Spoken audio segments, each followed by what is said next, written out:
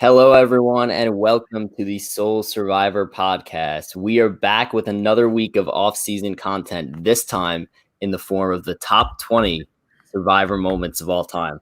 I've been looking forward to this. We mentioned this a while ago, and we're finally here. Or as Tony would call them, the top 20 moments. Top 20 moments of the year. I'm looking forward to going over this off-season content with you, Dylan. I think this is going to be really exciting to talk more in depth about moments that we reference, all the time on our show. And like you mentioned, it's off-season content, but this off-season might be still a bit more than we had first envisioned. Yeah, if anybody I'm sure everybody listening has heard the news that came out yesterday that Survivor has been pulled from the CBS schedule for the fall. Obviously, we knew that there was trouble with filming due to COVID-19, and it's been, we've known this was coming, but it's now that it's official, it hurts pretty bad.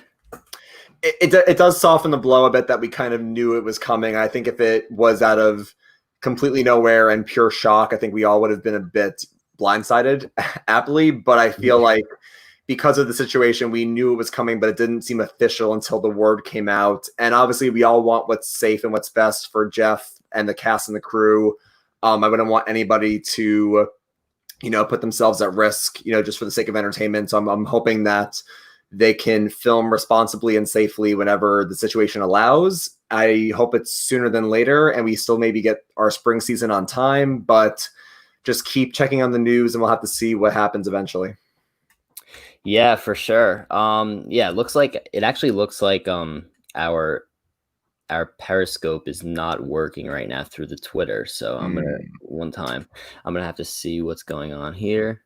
All right. Well, worst comes to worst, we're not on Periscope for the weekend. We'll just tweet out the video after we're done. As long as we're live on YouTube, that's all that matters. But Survivor 41, it will be delayed. Look, let's hope we get it in the spring. And all I know is that the excitement for that season is going to be so high when it comes back because we are going to have a long off season. But like I tweeted out, we will be here with content every week, regardless of there being no Survivor. And I don't want to rule out the possibility of there being specials also along the way, like they did have right before Winners at War, something where they maybe put together deleted scenes or unseen footage of previous seasons and throw a few episodes out there, even if it's like a YouTube series. Like I'd love to see that. So maybe Survivor does do something to hold everyone over for a little bit.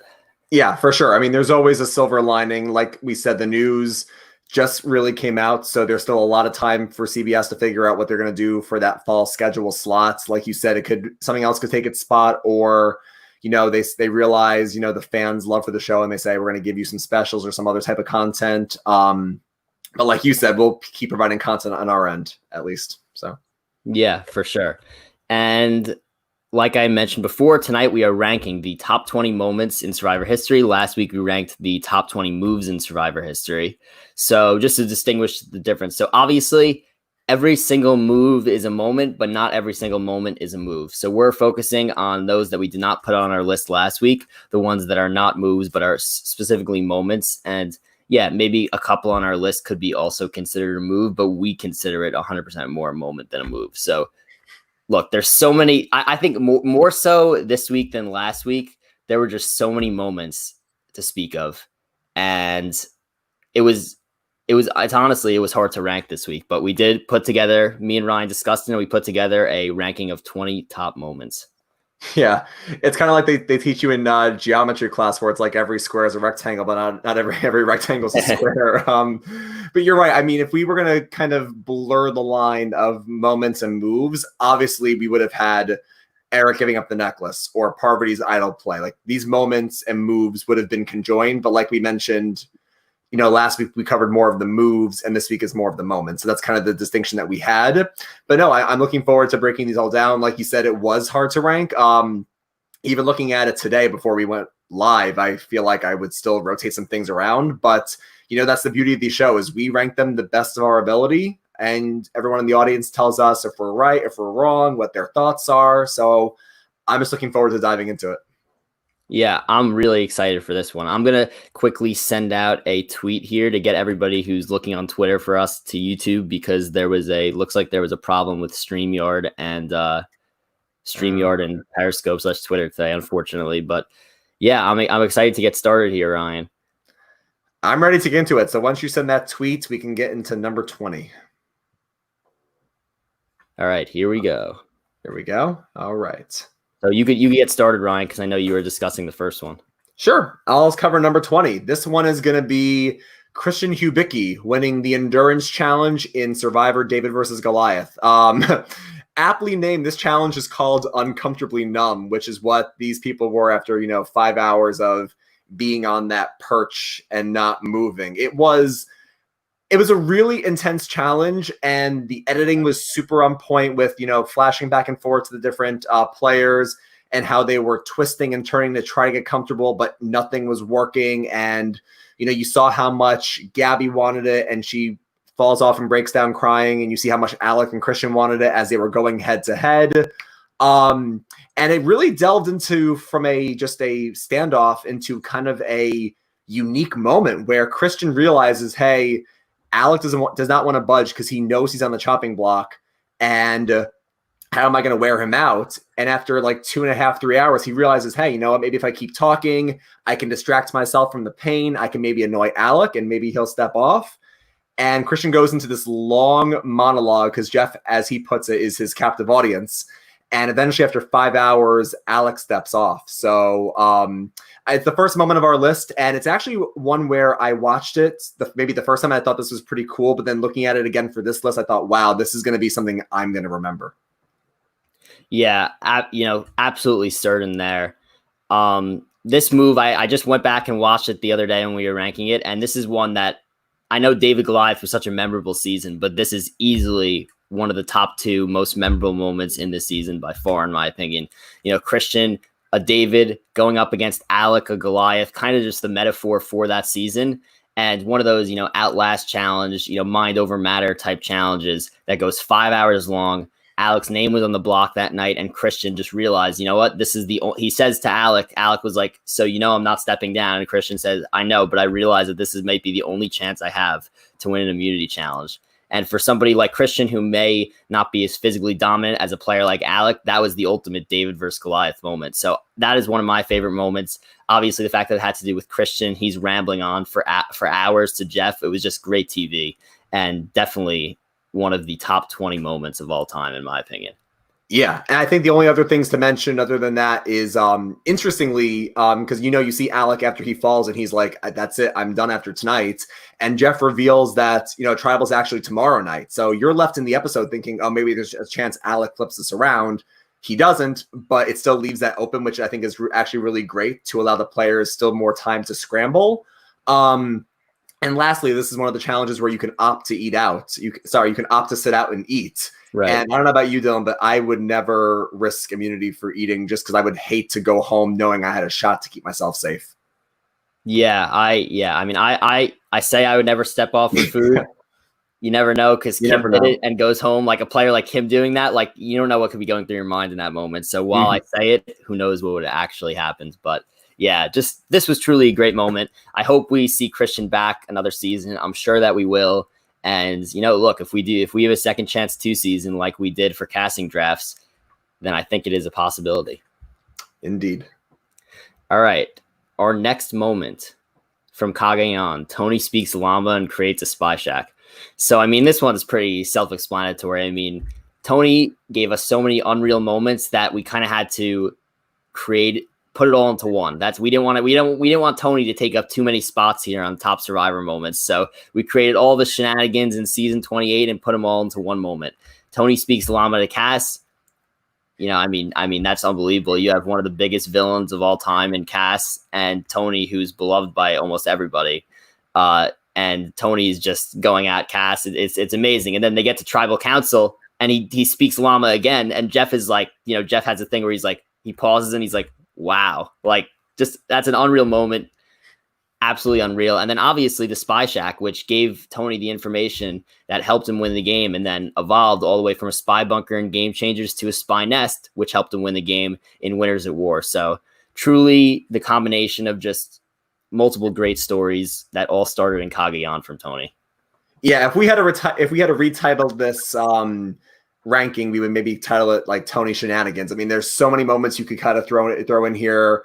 We had to give Tony a spot on this list. And maybe you'll see him later as well, but we had to give him a spot with just all the antics that he pulls in his time on Survivor. He's always entertaining. I think you could, I feel like from our perspective on the show, we would call him the GOAT, but I'm sure there's some people out there who might maybe think, Parvati or Rob maybe still be the GOAT. But I think no one can deny Tony's easily the most entertaining player in Survivor history. I think that's, out of the question. Other than maybe Tyson, Tony entertains everybody every time he's on screen. There's never a dull moment. So again, I just think that these times where Tony's building spy shacks, then spy bunkers, then spy nests, if he comes back when he's 70, like he said, he'll be building like spy submarines or spy UFOs. The sky's the limit with Tony. So we had to give him a shenanigan spot. Yeah, for sure. I'm trying to get this on Periscope, but I guess it's not going to happen tonight. Periscope's not cooperating, must be down or something. So look, we'll stick to YouTube and we'll hope that people see it there and we'll explain after. But yeah, Tony speaking llama in Cagayan, truly a great moment. Mm-hmm. With our next moment, number 18 on our list of top Survivor moments of all time. Jeff, one that's recent in our memory. Adam sees the fleur-de-lis. Jeff, can I play this podium, please? I want to play that.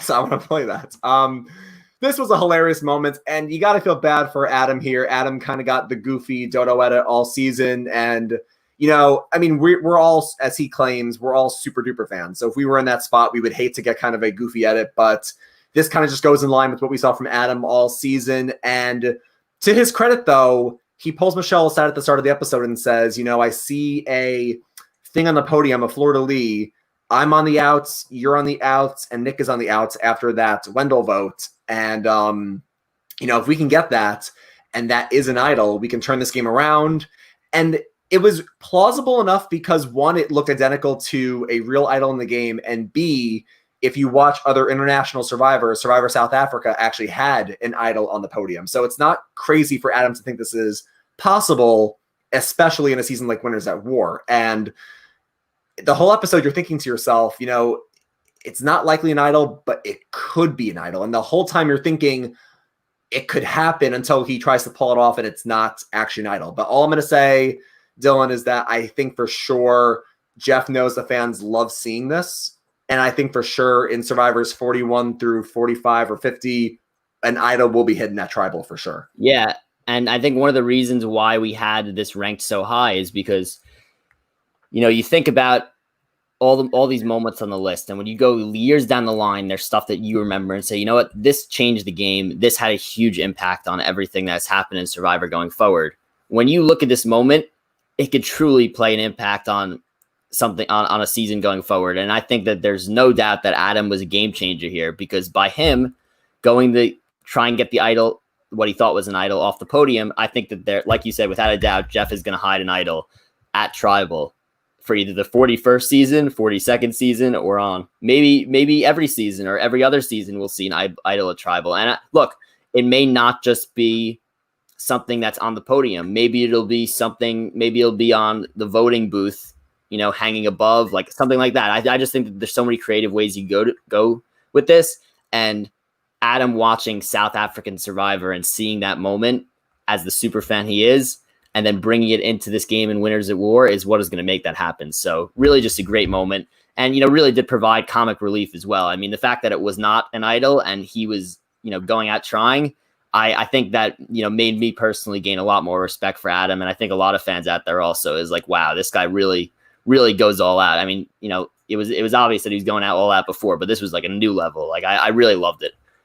Yeah, and it really does provide a range of emotions. I mean, they're obviously, the people are kind of laughing when it's happening, but if you look at the shots right before it happens, you see Kim's face, Ben's face, Tyson's face. Like when he goes to pull forward, they're all like, oh my God, he is going to get an idol and one of us could go home. So it gives a wide array of emotions as well.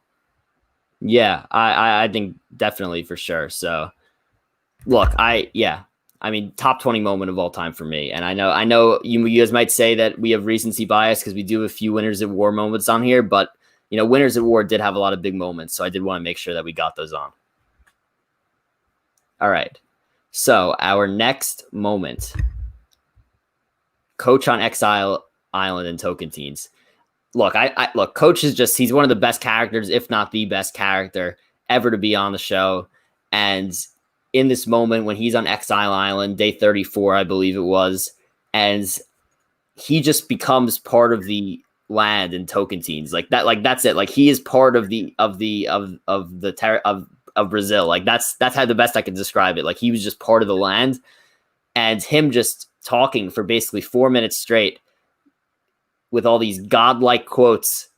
I mean, does that not just perfectly describe who Coach is? Like, I think that was just such an amazing moment for TV. It was a very coach-centric episode. I mean, from the moment that JT sends Coach to exile, it really does focus on him. I mean, he says he's taking the monastic approach by having no fire, no food, no water. Aaron kind of calls it the martyr approach, which is what the episode's called. But it's a very dramatic montage with, the eagles flying and the vultures and the shots and the quotes and the music. It's, as he says, I'm unbreakable, unbendable, unyielding, invincible, immeasurable. That's me. So like, that's the Coach that we all know and love. And then he gets out of exile after, having that meditative moment, and he has his dragon cane in his hand, and then he collapses at the immunity challenge, and then he has a poem at tribal. Again, it's a very Coach focused episode, but it was, I think, an easily entertaining episode across the board. Oh yeah. I mean, look, there's no doubt about that. And like, yeah, I gotta say that just like, that made everybody's mouth water for Coach to come back. Ends up coming back 2 more seasons, and I'd love to see Coach again. I'm sure everybody would. So maybe in a Legend season we get to see it. The Dragon Slayer was born. Yep. So our number 16 post second battle back challenge in Winners at War. I think this is an underrated one, and I'll let you discuss it, Ryan. But before you get into it, I think this is a very underrated one. Obviously, this is recency bias, but this is one of the ones we talk about that I think as you go down the line in history and time, 5-10 years from now, we will look at this as a very historic moment, and that's why I did want to include it. Oh, for sure. I think this is, again, easily top 20. Again, it's so hard to rank these. I'm sure people are going to have varying opinions on where it would rank, or maybe we would think about how we would rank them. But it really was, like you said, a really emotional send-off that kind of closes the book on a lot of these legends that most of them we probably will never see play again. And in a world where, Survivor was going to end after season 40, pre-COVID, pre-everything else, if Jeff had said going from IOI to Winners at War, letting you all know that this will be the final season of Survivor. There's no better way to really end the show with this farewell to the legends and Tony winning the season. It kind of, as Kim put it, wrapping the bow on your story. And we hear from Kim, how she played a flawless game the first time, and then she had to accept playing a flawed game this time, but she's okay with that. Tyson and Parv being parents, and Amber and Rob's connection throughout their lives in Survivor, and Ethan's, he literally was on life on the edge. So it kind of, again, like Kim said, put a bow on all their stories, and it really was so emotional and raw. And I just think it was so beautiful to watch.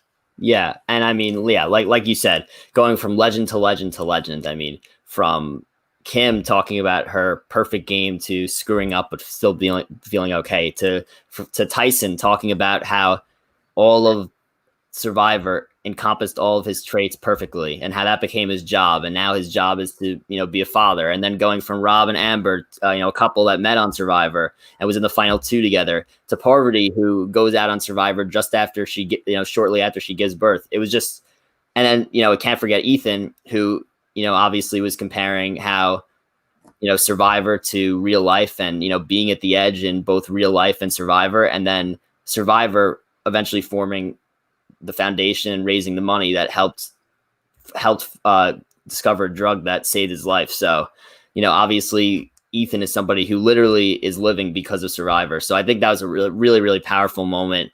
And I'm sure that if they could have extended that scene, they could have gone to every single person that was standing there and had, just as, maybe just as emotional confessionals there. But it was really just a great moment where you got to see from all the greatest of all time and have them talk.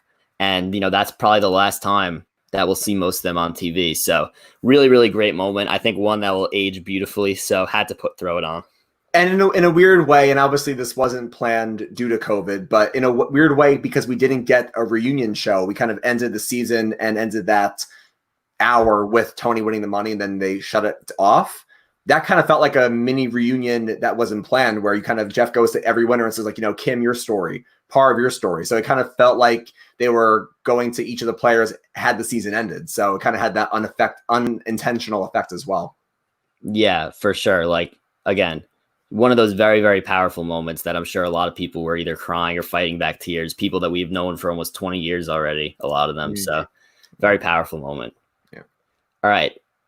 The next one on our list, one that is one of my personal favorites. I know I've gone on and on about how I love Cambodia, but the no votes tribal council in Cambodia, and as Stephen Fishback said from the jury, no votes, the first time ever, right? That's a first. So that was again a first in season 31, where there was no votes in a tribal council. Final 6, where Jeremy and Kelly Wentworth both play idols. They were the two names written down in a 3-3 split. And Kimmy obviously flips on Spencer and Tasha and Jeremy, becomes a 3-3.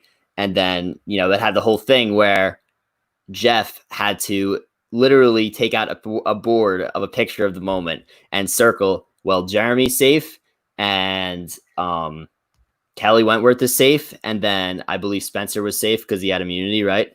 Yep. Right. Spencer was safe. They weren't gonna have Tasha out. So it was either between Kimmy and Keith going back and forth. Oh, well, Keith's like, do you want to stay? I'll give up my spot for you right now. Like it was just a crazy moment. Kimmy ends up going home, but truly a chaotic tribal council and one that people won't forget.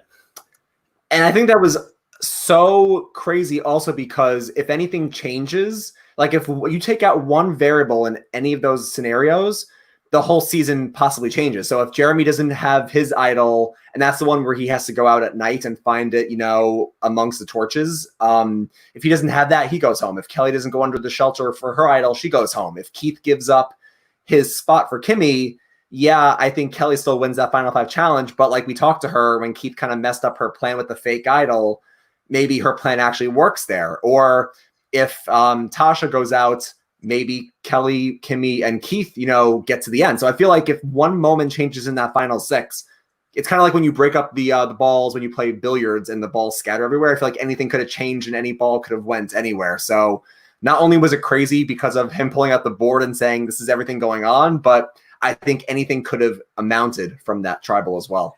Yes, truly, truly a wild moment. So had to have it on there as part of history, a top 20 moment.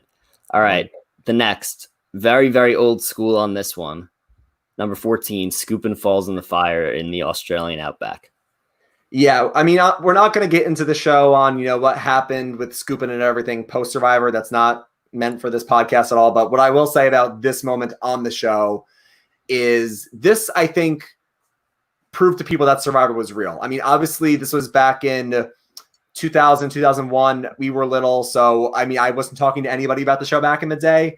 But I'm sure out of the millions of viewers, there were some that probably thought, "Oh, this is scripted. This is not real. They know the boot order. They're getting fed. This is not real. It's reality TV. It's like a joke. It's not going to be serious." And then to see somebody fall into the fire with the skin dripping off, it's the scariest moment I think ever on Survivor, other than maybe Russell Swan and Caleb's evacuations. But I think again, this proved to the doubters that Survivor is real, and it also, Dylan, I think changes the course of Australian Outback, because at this moment, Kucha, that tribe is up 6-5 in numbers. And if they win immunity, they go into the merge at an advantage, and maybe Colby and Tina aren't at the end. But because Scoopin' falls in the fire, they go into the merge 5-5, and Kucha kind of loses their numbers advantage. So this had game implications as well.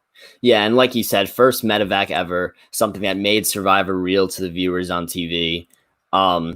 Yeah, I mean, we've seen scary medevacs, but this is probably at the top of it. So, All right, next one. It had to be on the list. Number 13, Boston Rob proposes to Amber. All Stars reunion show. I mean, obviously, this is a big moment because you have a couple that's getting engaged at the Survivor reunion show, the final 2, and as Jeff said, should I read the votes? Like, is it time to read the votes? Like, this was before they even read the votes in front of a live audience. Survivor was, obviously so big. And, Boston Rob and Amber, both, 2 players who became absolute huge stars. And obviously we're on Amazing Race together also. Like, there's just, so much that spawned from this moment. And, you fast forward through season like Winners at War, and you have their family out there, and you have, as Jeff mentions, other families that have formed from Survivor. So I think that this is just such a significant moment. And while it didn't happen in the game, it happened at the reunion show. The relations have started inside the game, obviously. They were in the final 2. So this really is a big moment, and one that Survivor absolutely loves to show us, especially in Winners at War, anytime they have the opportunity to. I mean, it created a legacy. I mean, even right after that moment, I mean, they have a televised wedding. Rob and Amber's wedding was televised. But, right. This kind of, transcended Survivor, where they have 4, beautiful kids, and Blossom Rob goes on to play 3 more times after this season, and then mentors on another season, and then Amber comes back after all this time, and then Amber's always at the finales whenever Rob is on the show. It really just led to a moment that we will always remember, even though it wasn't on the show. And then, kind of ironically, David Murphy tries to replicate this at Redemption Island, and it does not go super well. For David Murphy. That's why people say you never go full Murphy when with this. But it's really a beautiful moment. And, in hindsight, looking back, maybe we should have seen it coming when she's wearing an I Love Rob t-shirt, but it really was super sweet. And like Rob said, he said, I'm the winner in the end, no matter what. Yeah. And again, like you said, and Amber winds up winning, but, Rob comes back later, ends up winning, and now we have 2 winners as a couple. So good for them. But all right. Yeah, and again, once again, anybody in here, feel free to comment on the live. We'd love to hear from everybody. I know we don't have as many people in tonight because there was an issue with Periscope. We're sorry about that, but hopefully we'll have that fixed up for next week. And be sure to comment in the YouTube comments. If you're watching this video late, be sure to comment on moments that you think should also be included on the list, moments that we left out, and we will go over after we're done all the honorable mentions, all the ones that just missed the list. All right, so number 12. Another historic moment in Survivor, another first, the mutiny in Cook Islands. So fun fact, actually, I did my research, and this is actually not the only time a mutiny was offered to the players. It's the only time it's happened. Right. But fun fact, it was actually offered 4 times: Thailand, Pearl Islands, Cook Islands, and Tocantins. Pearl Islands was never aired because no one took the opportunity, so it never got aired. Thailand, they were offered it and no one took it. And then Tocantins, it was offered at Exile and no one took it. So most people would think this was a one and done, but it actually happened a couple of times, but it only was taken once. So again, quick spoiler alert if anyone hasn't seen Cook Islands, because I will spoil what happens right now. But it basically is the defining moment of Cook Islands and was super dramatic in the shift of the season, where the 2 tribes go into a challenge 6-6, and Jeff goes, I'll offer you the chance to mutiny. Just step off your mat, no strings attached, and you go over to the other tribe. And because Candace and Jonathan wanted to reconnect with their Raro tribe members like Adam and Parvati, they step off. Now that tribe becomes 8, and I2 becomes 4. It's now 8-4. So this is a huge numbers deficit going into challenges in the merge. You think that they're done. Well, this is kind of like the Foa 4 in Samoa, where the I2-4 actually make it to the final 4, and it's the ultimate underdog comeback story. You see Sundra, Becky, Ozzy, and Yule all make it there. They win every challenge. They flip the vote at the merge. It's really exciting to watch, and I think it's definitely in the history books. I don't think Mutiny will ever be offered again because it never seems to be taken otherwise, but it really is a defining moment of that season, and then the comeback story in general that we love. Yeah, I mean, look, a lot of people were surprised when Candace was a hero in Heroes vs. Villains, because she was the one, along with Penner, to step off the mat and mutiny in this season. So, look, again, this is such an old school thing. I don't think this would ever happen in today's Survivor. I don't think it would be offered, and even if it was offered, I think you'd be crazy to take it. But look, pretty interesting stuff there in the Cook Islands, and definitely, look, the first time a mutiny was taken. So. And only time. Yeah. All right. Number 11, another classic moment. It's an effing stick, Micronesia. So I know that a lot of people love this. Obviously, the situation where Jason and Eliza were on the outs. Eliza was going to be the one going home that night. And Jason says, you know what? I could save you. I have an immunity idol.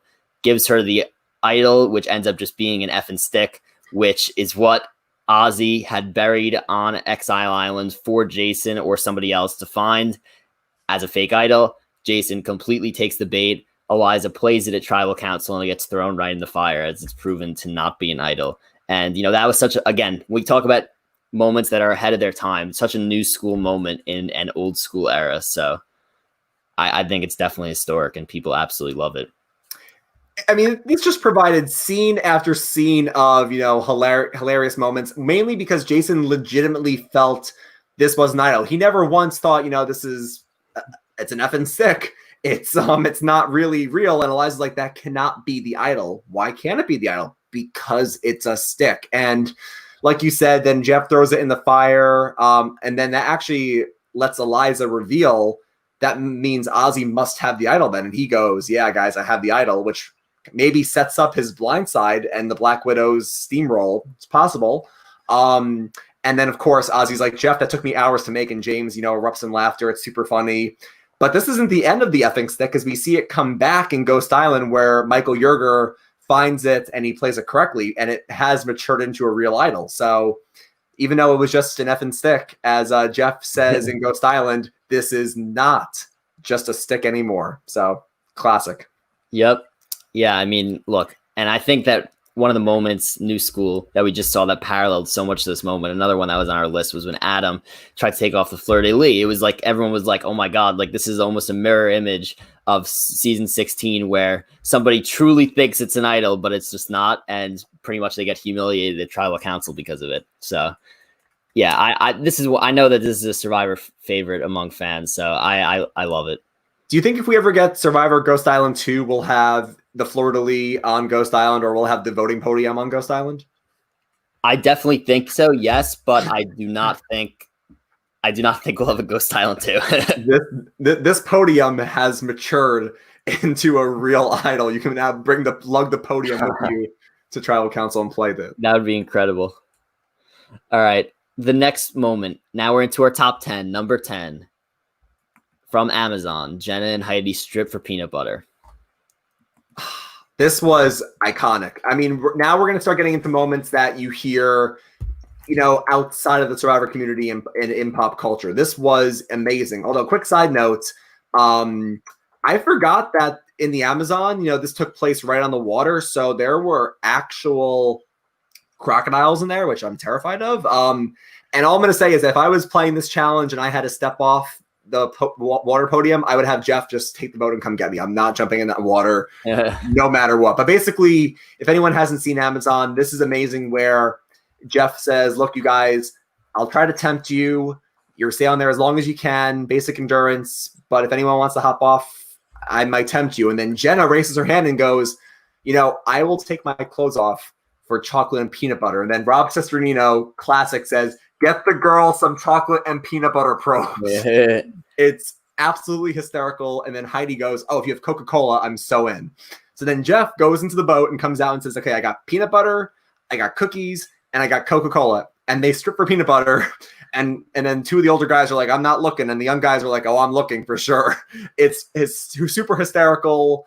I think shows why Amazon is a super underrated season, and why anybody that wants to get back into Old Survivor should go watch Amazon to see Rob Cesternino and all the other antics in that season. And hey, Jenna and Heidi, in the end, Jenna wins the $1 million. Heidi's married to Cole Hamels. And right after the season, the girls turn this into a Playboy spread. So this was a moment for the TV decades. Yeah, and like you said, when we talk about moments here, we're talking about moments that have either turned into something bigger or were extremely big, like at the time, like something that, or something that just, if a Survivor fan is thinking about Survivor today, they still remember that moment vividly, and that is one of them. So, yeah. All right, next one, number 9. Wendell and Dom tie at the final tribal council in Ghost Island. One that is a little bit more fresh in our minds, but truly historic. The first time we have ever seen a tie at the final tribal council. And next thing you know, we have Laurel, who is the third member of the final 3, is sitting next to them, and she is the one who gets to vote. The winner eventually votes for Wendell, who does beat Dom. Now, the incredible thing about this moment is Jeff, when he goes to get the votes, and as a viewer, we're all thinking, all right, he's about to get the votes, say thanks for a great season, and walk right back to the studio where he's going to unveil the votes live. No, he goes, well, I'm going to read the votes. And that is where my mind's turning, and I'm like, you know what? This may actually be a tie. And just like that, it was. Laurel votes for Wendell, which is revealed live, and Wendell wins Ghost Island. And look, all I got to say is what a way to win for Wendell, and what a brutal way to lose for Dom. I mean, look, I hope Dom does get another chance, hopefully on Second Chance 2 or another season, maybe a Legend season, something like that. But yeah, this was a great moment, and I know that a lot of people give a lot of shit to Ghost Island and say it's not a great season, but I thought that it was a pretty solid ending to what was a great duo. It almost didn't feel real. Like, I mean, I actually went back when I was doing my research for this podcast, and I went back and rewatched the promo, like when you kind of end the episode and they say next time on Survivor. I watched the promo for this finale on YouTube, and I didn't see this ever teased. So I don't think any of us knew going into it this was a possibility. And even when Jeff gets up there and says, okay, I'll read the votes now, I mean, obviously our minds all go to, oh my God, a tie is happening. But I even thought to myself for a second, you know, in the moment, Jeff's going to go, nah, I'm just kidding. I would never do that. Like, it didn't feel real until he goes, first votes, Dom. And that's when you're not. What's up? Oh, no, I was going to say, or maybe, you know, in a Ghost Island season that's paying homage to Survivor history, maybe they do what they did in season 1 and they read the votes live right there. I'm not live, but at the tribal council right there. Like, you never know. It didn't feel real until he goes first vote, and then everyone's like, oh my God, he's reading the votes, and it's a tie. And I think it's even more incredible for a few more reasons. Number one is that, like you said, this is the first time a tie's happened. But if you think about it, because we've had a final 2 and an odd numbered jury from seasons 1 to 12, the first time this was possible was in 13 Cook Islands, where we had a final 3 and 9 votes, where you could have like a 4-4-1 or a 3-3-2, etc. And the fact that it took season 13 to 36 for this to happen is pretty incredible, that we've never had a tie until now, especially in a season like Micronesia, where you thought a 4-4 could have happened. But also it's interesting to think about that Dominic actually has the first 5 jury votes and Wendell has the second 5 jury votes. So a really cool study would be to see, you know, where does Dominic lose the game, in the sense where the first 5 people on the jury, like Michael, Desiree, Chris Noble, Libby, say, you know what, we're going to give Dom our votes. But then you have the Kellens, the Sebastians, and the Angela saying, no, we're going to give it to Wendell. Be interesting to see, you know, that through line of where does Dom kind of like lose the season right there. So kind of interesting as like a case study to go back. Yeah, I think for sure. I think, you know, we spoke about moves last week, and we did speak about how Dom, you know, playing the fake idol was one of the moves. Well, maybe I always think, you know, that's the tribal council. And even though that was such a big move to advance himself and he needed to do it, I think that ultimately ends up losing him the game just because of how maybe harsh he was. And I think that, again, he needs to be harsh, and he just happens to be doing that move to people who just did not respect it. And look, if I was out there and somebody had done that to me, hopefully by the time I hit the jury and final tribal council, I'd say to myself, that was a hell of a move. I can respect that, and I'll give you my vote. That was not the way Sebastian was, and that ultimately probably loses Dom the game. Yeah, again, but like I'm saying, he would not have been there if he didn't do that, so he had to do it. Yeah, it's so tough. I mean, I respect both of them as players so much. I mean, I was personally pulling for Dom, but I respect Wendell as a winner through and through. And again, like you said, it's so hard for him to lose like that, and he might be replaying that Final Four immunity, saying, do I give this up and go into fire? He might be reliving that forever. But again, you can't hate yourself for swinging for the fences. You kind of just have to do what you have to do in the moment. And you know what? Maybe, like you said, maybe he'll come back, and I hope he does, to right this wrong and kind of reverse the curse. Yeah, and Dom's a person that I think if he goes out there, he better go out there with a very, very stacked cast, because if he doesn't, he's going to be seen as a huge threat early. Even if he's out there with the stacked cast, like a second chance cast, he still is going to probably be seen as a huge threat. But at least in the second chance cast, he'll be able to hide a little bit more around great players. Whereas if he were to just be captain on a season, it could be problematic for him. But look, I'm hoping that no matter what, he does get a second chance, because like I said, not great guy, was on our podcast, great guest, really, really knows the game better than most people, and deserves another chance because of what happened to him. Mm-hmm, for sure. All right, number 8. I know a personal non-favorite of yours, the Surrey Advantage-Geddon game changers. This is more, I think, infamous than famous. And I think, you know what, this proved, and whether the producers, were paying attention or not, this kind of proved how much advantages can kind of disrupt the flow of the game. I mean, obviously, I know new school fans love the craziness, the advantages, the idols. And listen, I see myself as kind of like the bridge between both worlds, where I have respect for both the new and the old school.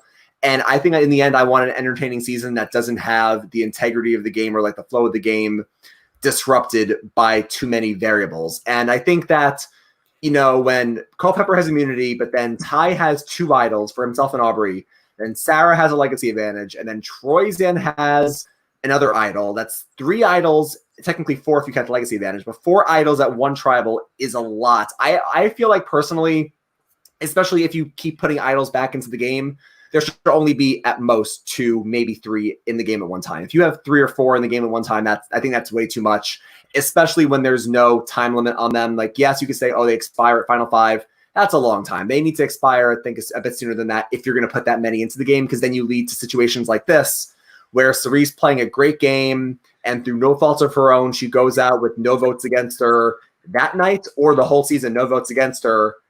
I guess the only silver lining here is for a legend like Surrey Fields, best player to never win, you go out in an epic style. And like Jeff said, if this is the end of your Survivor journey, which I think it is, I don't know how you come back from this, but there's no, other than winning this season, there's no better way to go out where it's like you had to go out because there were no other people to vote for, and the jury gives you a standing ovation on your way out. It still hurts to watch on a rewatch, but it was epic to say the least. And this is something that we had to worry about this season on the Call Tribe, because now correct me where I'm wrong here, but I believe that who were all the people with idols? Sandra had an idol. I know she ends up going home, but Sandra had an idol. Kim had an idol, right? And then when Sandra was taken out, yes, Sandra had the idol. Denise had an idol. Kim had an idol as well. So right there, when you have a tribe of 5 and there's 3 idols, I think that's already too much already. And all you would have needed was Jeremy or Tony to win immunity to the point for Advantage-Geddon to happen again, part 2. So I think this is something that Survivor really needs to watch out for. But at the same time, it was a extremely insane way for somebody to go out, especially the best player to never win, possibly, in Surrey Fields. And I mean, final 6 to go out like that, that's so brutal. And she's gone out in a ridiculous way almost every single time she's played the game. So I mean, like you said, epic way to go out. Like, if you're the best to never win, epic way to go out. But I think you just brought up a good point where you say that, that again, I would wish the show would realize that, you have to either limit the number of idols or put more time limits if you're going to put more stuff in. Because again, like you said, this almost happened again on DeCall, and we could have lost Tony or Jeremy pre-merge had this happened again. So I think that they have to just realize you can't have that many variables in the game, because then it kind of just disrupts the essence of what Survivor is. And again, I do not want to. I don't want to. How do I describe this? I don't want to blame production too much, because before, like, Kim and Sandra get idols before the swap even happens, and they just so happened to be on the same tribe. You know what I mean? Denise had an idol, happened to get swapped onto that tribe. So, like, I think it's a little bit unlucky for production that 3 people with idols end up on the same tribe when it gets split into 3s. Like, I don't think that. And again, like, the Edge is picking who they give the idol to. They're going to give it to Sandra. Like, you know what I mean? Like, there's a lot of variables that go into it, and it's probably just very unlucky and high and pretty ridiculous odds that it ended up happening like that. Yeah. I mean, again, I have nothing else to add. I just think that I would be, I mean, maybe I'm more of a purist. I think at most you should have 2 idols in the game at one point. If one gets played, put one back in, that's fine. But once you start getting to like 3, 4, 5 idols, it gets too messy, I think. Yeah, for sure. And now we'll move on to the number 7 moment in Survivor history. Also a sad moment. Steph LaGrossa alone at Oolong in Palau. Yeah, I'll take this one.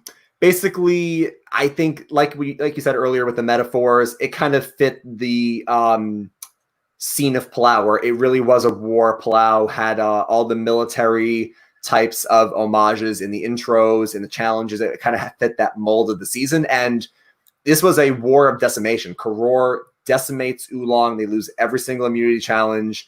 First time in history, someone in staff goes back to camp alone. And it's, very somber, sad montage with sad music where she has to, get back to camp, light a fire by herself. She goes to sleep in the jungle all alone where, any animals can be around at any point. And then she has to fish the next day, cook coconuts by herself. She has to kind of struggle to even get one coconut out of the trees, and she's crying. It really is really emotional and shows, again, how real Survivor is. It's like, hey, if there's no swaps and there's no merge in sight, you could lose all your members, and it's possible that you'll be broken. And it really is so, again, raw and human, and it really is both sad but also amazing to watch. And luckily for her, the next day she goes to Karor, and she only survives a few more tribals, but then she comes back in Guatemala for a second chance and does really well, and then comes back as a hero in Heroes versus Villains. So I think this kind of proved to everybody that Steph LaGrossa is a fighter. Yeah, I mean, she's the ultimate underdog story. Her entire tribe gets decimated, and she's just there alone on the island by herself, as if it's an Exile Island type situation, but it's not. Literally, every single member of Oolong has been voted out because Karor has completely decimated them, won every single challenge, and now you have Steph here alone, survived. Out of every person on Oolong, she was the last one standing. Eventually merges with Karor right after that, and like you said, only lasts a few more tribal councils. But the ultimate underdog, somebody that in the moment in Palau, she was a huge fan favorite. Everyone was rooting for her as the underdog, and this was really just such a big moment at the time. And just looking back on it, because we've never seen it again. I think I saw, and I don't believe this, but I think I saw a fan theory once in that, because that tribe color, Karor, was the brown buff. Yeah. And we've never seen the brown buff again. And I don't, this is a fan theory, and I don't put any stock into it, but like a sports jersey, I wonder if they retired the brown buff because Karor just decimates Oolong here. It's not even close. So I don't know. We never saw brown ever again. So it's just that is interesting. Possibly the best tribe of all time. So, well, I mean, win percent wise, I think character wise, right. No, yeah. I'm saying challenge physicality wise. Yeah, right. Mm-hmm. All right. Number 6, a classic one and one of my all-time favorites, the opening scene / challenge of Heroes Villains. Now, look, I want to talk about this because this was incredible. I rewatched it the other day, and this is just one that I could watch a million times over and never get bored. First, you have both the heroes and the villains flying on helicopters. Tons of legends, obviously, on this season. You have somebody like Russell, who you just saw play in Samoa, and now he's basically like, I want to show that I'm the best villain to ever play this game. But then he's, on the same helicopter as Boston Rob, as Sandra, as Jerry, as Coach, and it's just so many legends. And then you have obviously the heroes that are also flying in, and so many great heroes, from the likes of Colby to Surrey to Tom Westman. I mean, just there's so many legendary names on this season, to Rupert, and see all these guys flying in, and then to have the first challenge where they really make the heroes and villains go at it. They have, the bags are dug in the sand. It's 2-on-2, and you got to get it back to your mat, and you could do anything to prevent it. And you really see these guys going at it like they hate each other, and it gives the true feel to a heroes versus villains season. As two of the heroes get injured, Steph's shoulder pops out after the first run of this challenge, and then Rupert's toe basically bends in half. So pretty crazy moment. Just crazy, what an opening to what ended up being, in my opinion, and in many's opinion, the best season ever to air so far. An epic season for the ages. I mean, if you don't know, this is the only time they ever change the logo. Instead of being outwit, outplay, outlast, you have return, revenge, and redemption. Again, when you change the logo like that, you're calling for a battle of the ages. Like we mentioned for number 16 with the farewell to the legends. I feel like if you go back in time and Jeff says, okay, heroes versus villains, this will be our final season. This also could have been an amazing way to end the show with the most epic clash of the heroes versus the villains. Those scenes with the helicopters. You don't even see the players right away. You see the bee hat. You see Coach's tattoo. You see Rupert's tie-dye. You see Colby's cowboy hat. You just see these little things, and then you finally get to, oh, here are the actual players. And like you said, Dylan, you kind of go, I think, honestly, we cover, out of the 20 people, at least 12 when we first introduced themselves. And Coach is saying, like, I slay everyone. I trust no one. Surrey calls herself the gangster in the Oprah suit. Jerry is man-eater Manthe. Rob says that they're smart. They'll get rid of me, but they never do. It really is an epic intro to the show, and then they're on the mats and they're like, who's scared of James because he's so big, and everyone's like, I'm so scared of James, he's so big and tall. And then that challenge, it really is, I think, the best introduction of any season. And when we did our best never win draft, 9 out of our 20 cast members were from here as villains. That just gives you a idea of how epic that season was. And I don't look, this is technically moments, so I don't want to try to combine a ton from that season into one. But, all of those challenges in that season were epic, whether it's the challenge, a few later where they have the sumo wrestling for immunity. And, I know that was in our promo picture. I put it in there where it's pouring rain. You have these guys really going at each other. And after the villains win the first two win in the first 2 episodes, the heroes come back and absolutely sweep the villains here. And, you have that moment between James and Randy for the clincher that I think everybody remembers, where James just knocks Randy down, and not even a fight, obviously. And then, this is just, another challenge where they were absolutely just killing each other, like great heroes, villains type theme.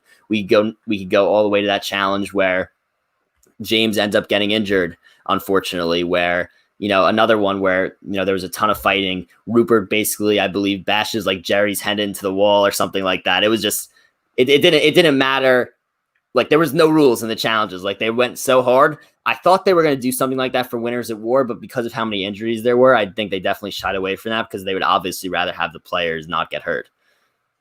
Yeah, again, this is great. I think you could rank this wherever, but now we got to get to our, as Tony says, our top 5, baby. Yeah. And number 5, a famous one. Sierra votes out Laura, her mom, Blood vs. Water. So Sierra votes out her mom. Again, this is a moment that's always talked about. Maybe the one thing on our list that you could, actually maybe 1 or 2 things where you say, is this a moment or a move? I think it's more of a moment, mainly because, Laura was going to go home no matter what. And this kind of just was Sierra's decision of, am I going to go with the majority and show my loyalty, or am I going to stay loyal to Laura, my mom? And she talks with her, and she's a really sad confessional where she's like, I know what's happening, but I can't help her, and I don't know what to do. And eventually you see Jeff holds up the final vote, like, X person voted out Laura, but it says mom in parentheses. It really is super sad. And like Russell has said, or other people have written about, it might seem easy outside the show, but in that moment, it's really hard for anyone to put yourself in that person's shoes and vote out a family member or even the best friend. It feels like you would do anything for the money, but in that moment, it might just be so hard to put pen to paper and actually do it. And I think that, some people might overrate Sierra as a player. They might overrate this move. I just think this is a top 5 moment because Jeff always talks about it and says this is one of his favorite moments. A lot of the fans will always reference this moment. We see it in flashbacks all the time. I think you can't think of Survivor, modern or old, and not think at least about Sierra voting out Laura.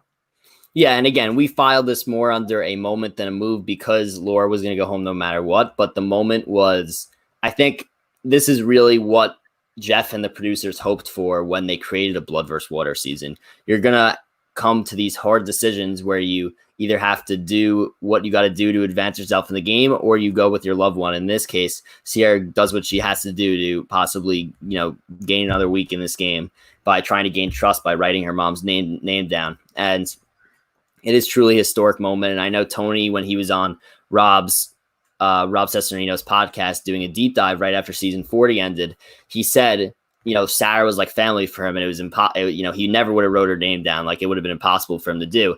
And how, people, overplay people, Tony was saying that people always say that this move by Sierra is overplayed, but, Tony said, it's really almost impossible to write down somebody who feels like family to you. It's impossible almost to write their name down, even in a Survivor game setting. So, I think Sierra does, rightfully so, deserves a lot of credit for this move. And I think that for all the families that are watching, this was certainly a historic moment and a great moment in the season.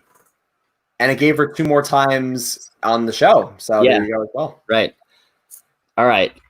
Next moment, number 4. Another one that you could consider a move, but I think it's more of a moment because the move was, The move was great. It wasn't as great. It was a little bit more obvious. So that's why we didn't have it up there on moves, but we could put it on moments because it's truly historic.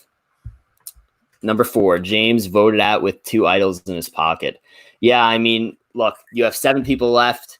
James could play 2 idols to guarantee himself a spot in the final 5, but he wants to save it so he could play it at 6 and 5 instead of 7 and 6, and it ends up biting him in the butt as he gets blindsided and goes home with 2 idols. Now, look, the reason this is so historic is because this is the very beginning of the immunity idol era, really, and it's the first time that that somebody really is voted out, that somebody's voted out with 2 idols in their pocket. Obviously, we saw it with Kelly Kim in Island of the Idols, but for it to happen with Jane, in season 15, so ahead of its time, and it went down as probably the dumbest move in Survivor history up until that point, until the next season where Eric gives away immunity and gets voted out. And I think the thing that makes this moment so much more historic is that James is one of the all-time fan favorites of all time. Like, people love this guy, and for him to go home with 2 idols in his pocket was brutal to viewers, and obviously still remains one of the dumbest moves of all time by a player to go out with 2 idols in your pocket.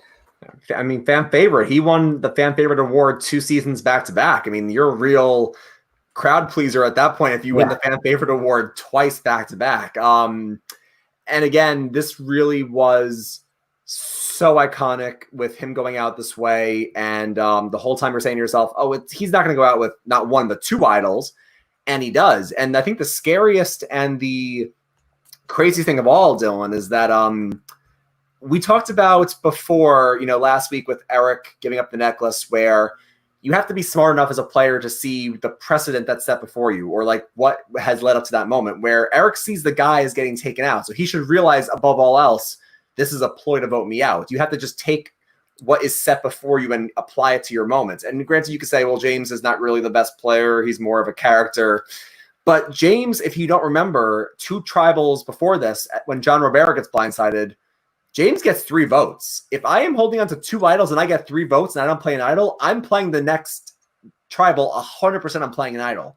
And he doesn't. And then Frosty goes home and then James goes home. Like, I get that in his mind, if idols expire at 5 and this is the final 7, if I can survive this vote, I can play it at 6 and 5 and guarantee final 4. But again, if you get 3 votes in a tribal and you almost go home and you're holding on to 2, you got to play at least 1. You can't hold on to your cards that much. And again, it just baffles me that he didn't see this coming. I guess he trusted Todd and Amanda too much, but to hold on to 2 idols, see the precedent set before you, and you don't jump on the chance, that just is super rough. Plus, I mean, you got to look at your threat level. I mean, if you're, somebody of James's caliber athletically, then you have to see yourself as an athletic threat and think that others see you as an athletic threat. If James had survived and they had not voted James here, all of a sudden he plays an idol at 6, he plays an idol at 5, and he's not exactly going up against the most athletic competition at the final 5. So who knows I should say, because he would have played at 6 and 5, so he's not exactly going up against the most athletic competition at final 4. Who knows if he wins an immunity challenge and next thing you know, he's in the final 3, and because he's James, he could have easily won. So, if you're James, you have to look at everybody and be a little bit more self-aware and just be like, they're gonna try and get me out eventually. This could be the only time it's gonna happen. But I understand that it's Survivor, it's a tough mental game, and sometimes people do dumb things. So truly a historic moment, though. I think the looming threat was the problem for him, the threat that he could have won immunity. Because honestly, in all his times playing, James has never won immunity, right? He's never won immunity. So you would say, well, maybe he's not that big of a threat. He's a big guy. So, and honestly, I feel like, and obviously Brad Culpepper and Ozzy, like they're the exceptions to and Joe, where they're super physical and they'll win any challenge you give them. But, I think Survivor doesn't favor, especially in the post-merge, it doesn't favor those bigger guys in those challenges. It's more in terms of like the puzzles or like the endurance. It really doesn't favor them that much. So yes, you're right. James is a tank in the pre-merge and will win you any challenge you give him. And that's what he does.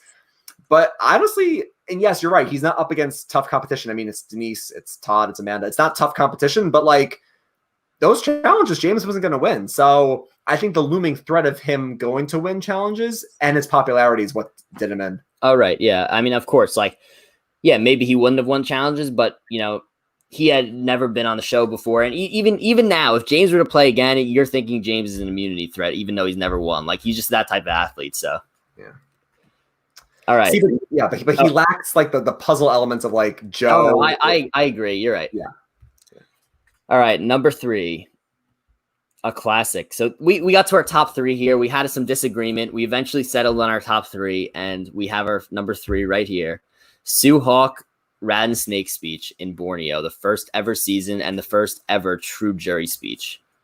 Yeah, I mean, like Dylan said, we had to go back and forth on this. We kind of consulted some friends as well, and we kind of did like an average scoring just because we had so much debate on the top 3. It really was super hard. I think on any given day, you can make any of these moments your number 1. I think this can be my personal number 1. But like Dylan said, it's the first amazing jury speech in Survivor history. I think it's the best jury speech in Survivor history, and I think it set the stage for other speeches like Trisha's, like Reed's, like Shireen's. And Shireen even quotes Sue Hawk and says, as Sue Hawk once said. So this really set the stage, and it's referenced many times. And, it's not to be unnoticed that the finale of Borneo is still to this day the highest rated Survivor episode and one of the biggest in terms of viewers, 10, 20 million viewers. And no one else on Borneo had a speech like this. Greg gets up there and makes a joke. Greg asks people to pick a number between 1 and 10, and Rudy makes a joke, and no one's taking it seriously. And then Sue Hawk gets up there with a 4-minute speech about, it's so raw and it's so full of anger and emotion. And she kind of goes into a whole Shakespearean metaphor of like, if you were dying of thirst, I wouldn't give you a drink and I would let the vultures come and take you. Richard was the snake that went after prey, and Kelly was the rat that kind of scampered around, and we owe it to Mother Nature for the snake to eat the rats. And then she even says, kind of ironically, if you lose by 1 vote, I hope it's mine. And Rich wins by 1 vote. It really is so poetic in every sense of the word, and I think really defined what Survivor is, honestly. Yeah, and like you said, this defined what Survivor is. It set the stage for so many other final tribal councils in later seasons. And if a speech like this happened today, it would be amazing TV, but people would not consider it a top moment of all time. But the fact that it happened then, it literally changed the entire way that final tribal is. It changed the entire perspective on the actual game. You're voting for somebody based on the game they played, but it also plays a role of emotions. This is not just all a joke, but people's emotions actually do get played out there. Emotions play an effect in the vote, and so does strategy. So this kind of put everything together and definitely molded what modern Survivor is. And I think that's why it's so high on the list. Besides the fact that it was an incredible speech, it did set the tone for so many Survivor seasons to come. And I think it's honestly, and obviously the producers didn't intend for this, but for the very first vote of Survivor history to end in a 4-3 vote and be a nail biter is also poetic in its own way as well. And the fact that she says in the speech, she says, if I hope this is the vote that makes you lose, talking to Kelly Wigglesworth. And it was. Mm-hmm. So. And then, and like we said, it keeps getting referenced in Shireen's speech and other speeches.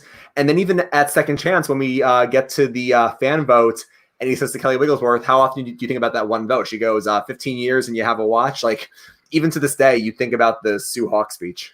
Yeah, it's a historic moment for sure. All right, number 2, one that's very recent in our minds, the Cops Are Us Fire Making Challenge and Winners at War. So I actually think that this also had a case for being number 1.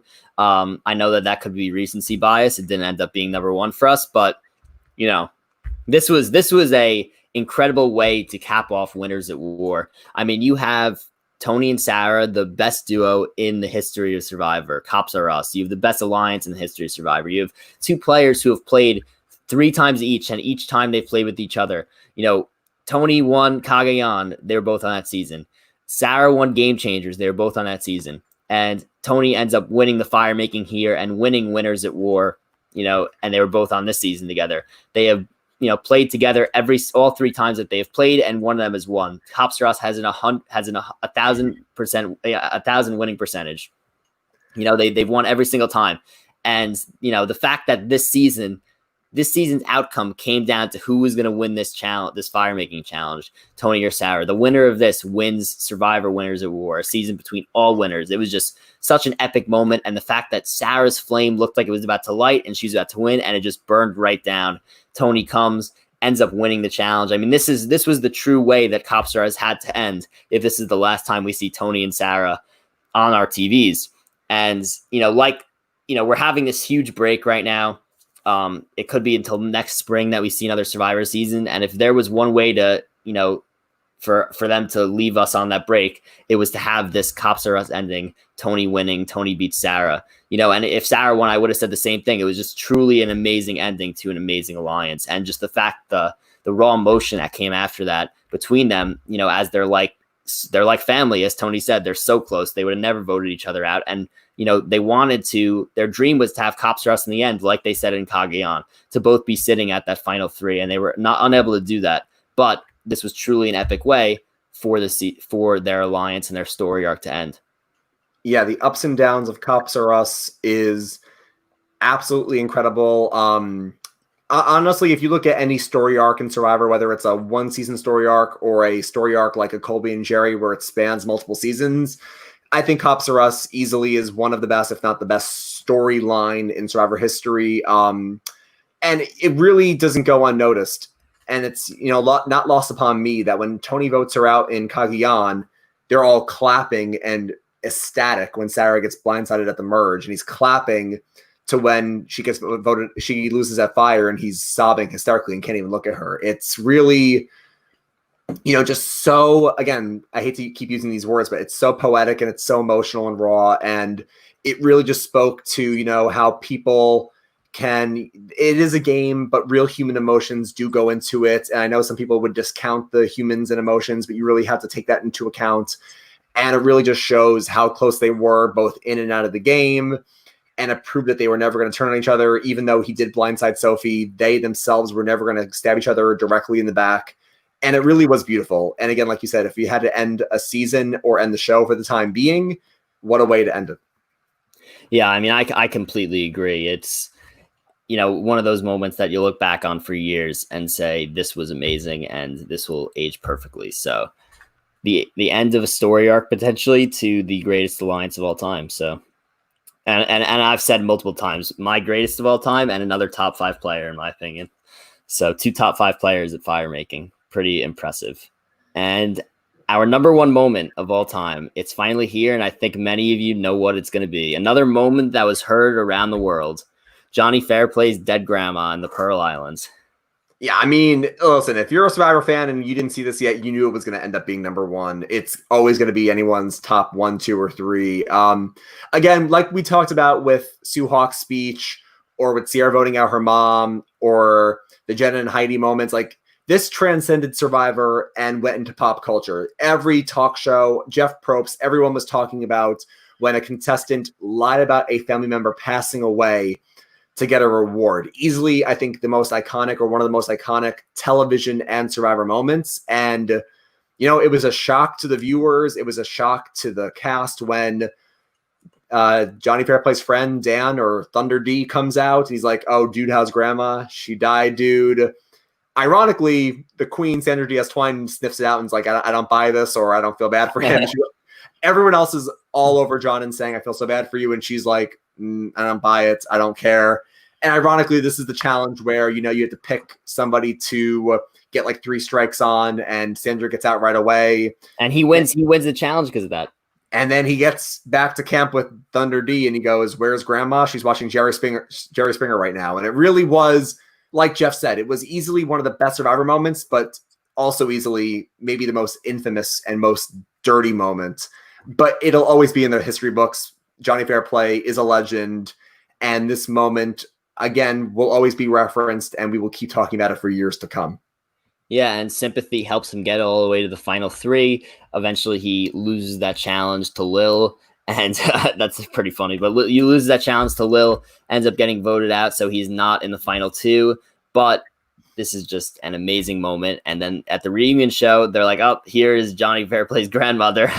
It's so amazing. And I think what makes this so great is that a lot of these moves were like, well, at the time it was amazing and like set the tone for everything else. This would still be as insane if it happened today. Like, oh yeah, you're not seeing this ever happen again. It will never happen again.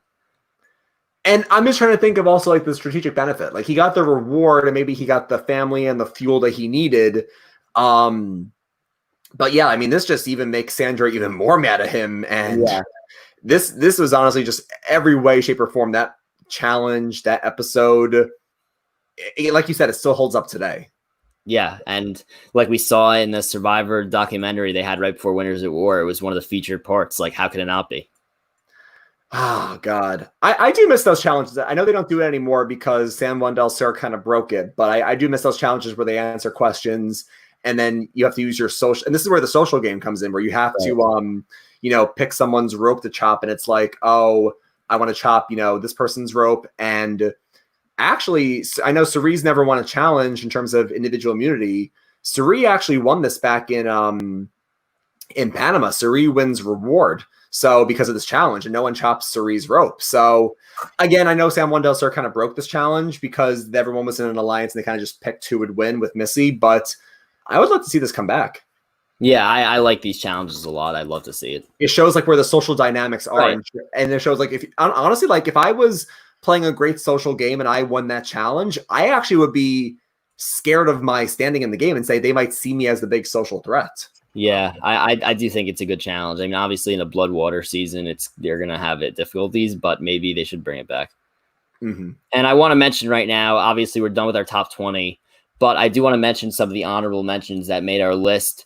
These are some that we considered and were just off. This is not in order, but just a few. Yeah. We have Rupert steals shoes. Brett comes out to Zeke and Millennials Gen X. We have the Ethan Log challenge from Winners at War. Jeremy's final tribal council, where he talks about how he learned that he's having a kid right before he went out. Carl's idol nullifier. I know that could be considered a move, but also a moment with the Bing in David vs. Goliath. Then we have the Outcast twists in Pearl Islands. We have the Adam and Jay moment in the hammock. We have Surrey finishing the challenge after it's over. And we have Tom and Ian in their nearly 12-hour final immunity challenge. So a lot that this was very, very tough to rank, very, very tough to pick the top 20. And we also have the Worlds Apart auction on there as another one that just missed, where excuse me, but Mike Holloway tries to have everybody go ahead of him so he could get out of getting the letter, and then gets basically baited into him and almost ruins his entire game from it. So there's so much to choose from. We tried to choose the top 20 or what we thought was the top 20, but I would love to hear how everybody who's watching this right now, watching this later, I would love to hear your thoughts on our top 20. What deserves to be higher? What deserves to be lower? What did we leave off the list that should be on it? Definitely. And comment below for sure. And I want to hear it because I'll be sure, you can be sure that we'll be interacting with fans and debating this. Yeah, 100%. I mean, I'm a little sad that Periscope wasn't working, but sometimes there's tech issues. I love interacting with people in the comments live and just kind of going through it with everybody. But like Dylan said, please comment, please give us feedback. Do you like our list? Do you disagree? What are your opinions? What do you want us to respond to? And we will easily go back and forth with you about different Survivor opinions. And this was fun. Again, like you said, we always talk about our favorite moves and our favorite moments. And in 2 weeks' time, we've kind of covered our top lists of both. And it's been a nice little review of Survivor history. Yeah, and I don't know what we're doing next week. I have a gut feeling that I'm ready. I'm personally I would be fine going back to casting drafts. I don't know about you, but I'm ready to keep creating content each week up until all the way in the spring, until we get Survivor back and we can do our live recap. So if you have any content ideas for us, be sure to send them to us, DM us, tweet at us, and we'll be sure to consider it because a lot of the content ideas that we've been doing have been fan ideas. So. And just to as a last plug here, follow us on Twitter if you don't already at Soul Survivor Pod. Be sure to like the video, subscribe to us here on YouTube, and one additional thing, we just created a great parody type Twitter. Hey, Alan.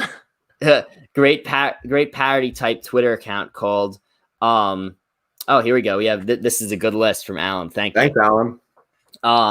But yeah, we created a parody type account on Twitter called No Context Probst. It's basically a bunch of videos, pictures, and memes about Jeff Probst.